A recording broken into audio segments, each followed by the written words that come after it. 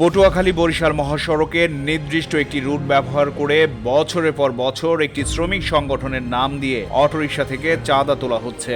শ্রমিকদের কল্যাণে সংগঠনটি প্রতি মাসে ৩ লক্ষাধিক টাকা চাঁদা তুললেও বাস্তবে শ্রমিকদের কল্যাণে এই অর্থ ব্যয় করার কোনো নজির নেই। আর চাঁদা দিয়ে মহাসড়কে এসব অবৈধ যানবাহন চলাচল করায় প্রতিনিয়ত ঘটছে ছোট বড় সহ নানা দুর্ঘটনা। এইসব বিষয় নিয়ে বিভিন্ন সময় সরকারের বিভিন্ন দপ্তরগুলোতে অভিযোগ করেও কোনো প্রতিকার পায়নি অটোরিকশা মালিক ও শ্রমিকরা।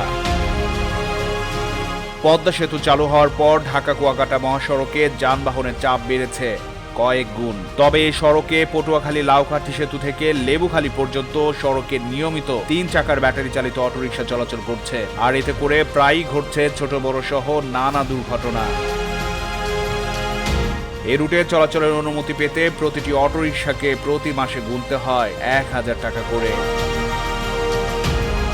বাংলাদেশ অটোরিকশা শ্রমিক লীগ নামে একটি সংগঠনের নাম দিয়ে এই টাকা তুলে প্রতি মাসে অটোরিকশাগুলোকে একটি নির্দিষ্ট স্টিকার লাগিয়ে দিচ্ছে।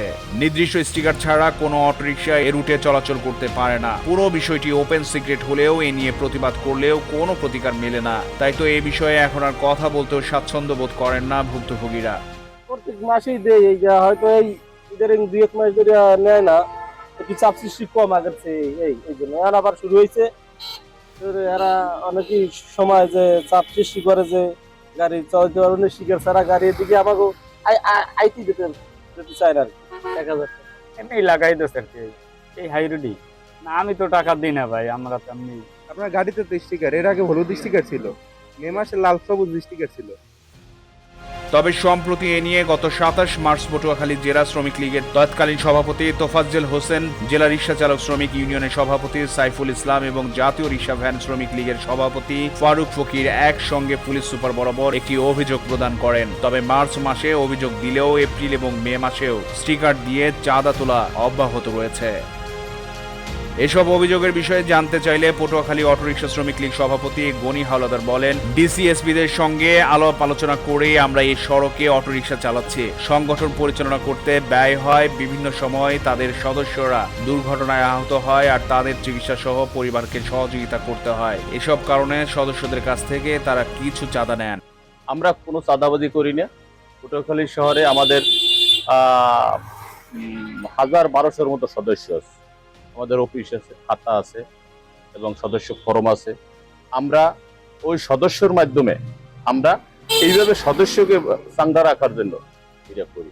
এবং আমাদের বইও আছে, যেমন একটা সমিতির আওতা আছে। সমিতিতে তারা দৈনিক মনে করেন ২০ টাকা রাখে, ৩০ টাকা রাখে। রাখার পর একটা মানুষ অ্যাক্সিডেন্ট হয়ে মারা যায়, তখন আমরা ওই নিয়ে সাহায্যের হাত বাড়াই। আমাদের হাইওয়ে রাস্তা হইলে পটুয়াখালী পৌরসভার ভিতরে হাইওয়ে রাস্তা পড়ছে হলে বাদঘাট থেকে ওদিকে পটুয়াখালী পৌরসভা, এর ভিতরে তো গাড়ি ঢুকতে তো কোনো পারমিশন লাগে না। কিন্তু ওই রাস্তাটা প্রশাসনিক চাপের জন্য আমরা এটা করি। সংগঠনের তরফ থেকে কাট কইরা ওদেরকে দেওয়া হয়েছে, আর নয়তো ধরে মামলা দেয়, প্রশাসন করে। আমাদের পটুয়াখালীর যে সদস্যরা আছে, এই সদস্যদের আমরা এইভাবে কাটটা দিই। যে পার অটো কোন সংগঠন, মালিক সংগঠন কি বলেন, শ্রমিক অটো শ্রমিক সংগঠন, অটো শ্রমিক সংগঠন, সকল পরিবহনেরই তো সংগঠন। তারা নিজেদের কল্যাণে টাকা উঠায়, নানা রকম তাদের যুক্তি দেখায় যে আমরা আমাদের শ্রমিকদের কল্যাণে টাকা উঠাই, কেউ অসুস্থ হলে টাকা দেবো সেই জন্য টাকা উঠাই। এখন তারা স্বেচ্ছায় দেয় না, বলপূর্বক তুলে সেই বিষয়গুলো আমরা খতিয়ে দেখব। খতিয়ে দেখে যদি দেখা যায় যে কেউ জোরপূর্বক বলপূর্বক অনিয়ম করে কারোর কাছ থেকে টাকা পয়সা দিতে বাধ্য করছে, তাহলে আমরা অবশ্যই আইনগত যে ব্যবস্থা নেওয়ার আমরা কঠোর আইনগত ব্যবস্থা নেব। ধন্যবাদ। এই বাংলা নিউজ ডেস্ক।